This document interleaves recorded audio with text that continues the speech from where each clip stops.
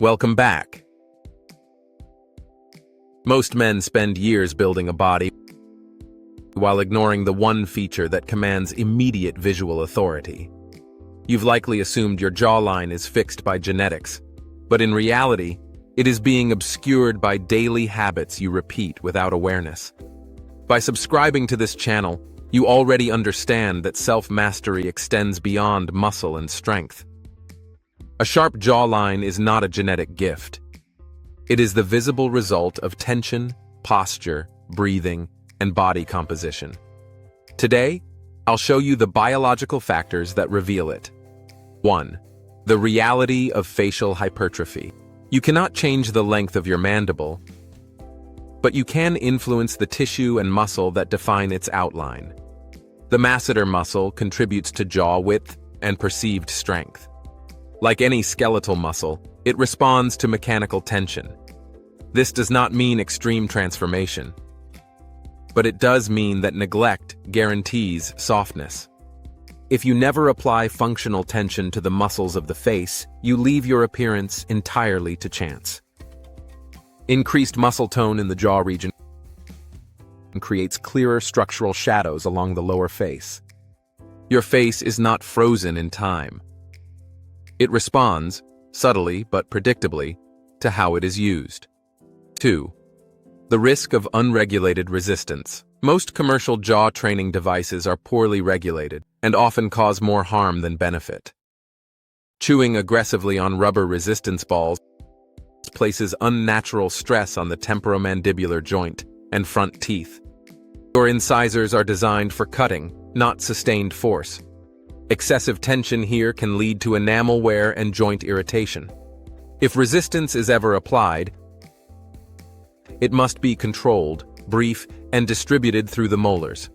Limit any intentional chewing to short sessions under 10 minutes.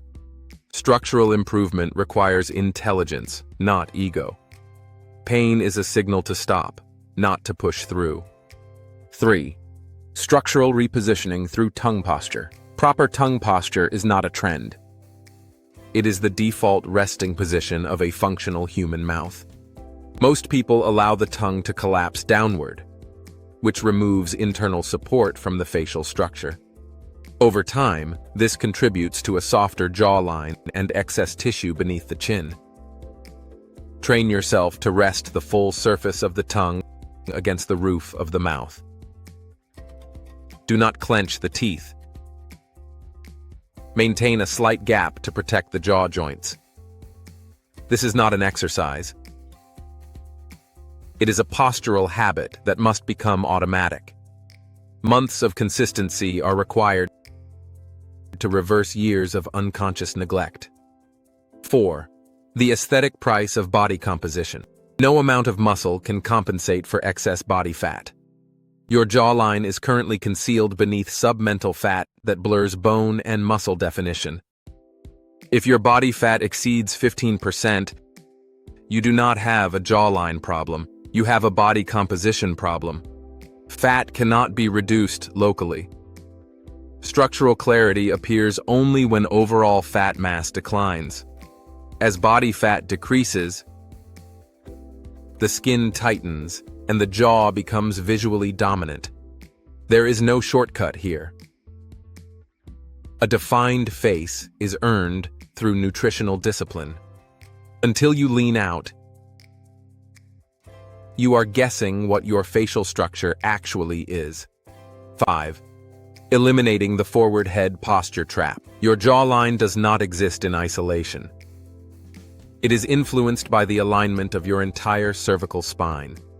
Chronic screen use pulls the head forward, flattening the profile and compressing the neck. This posture creates the illusion of a double chin, even in relatively lean individuals.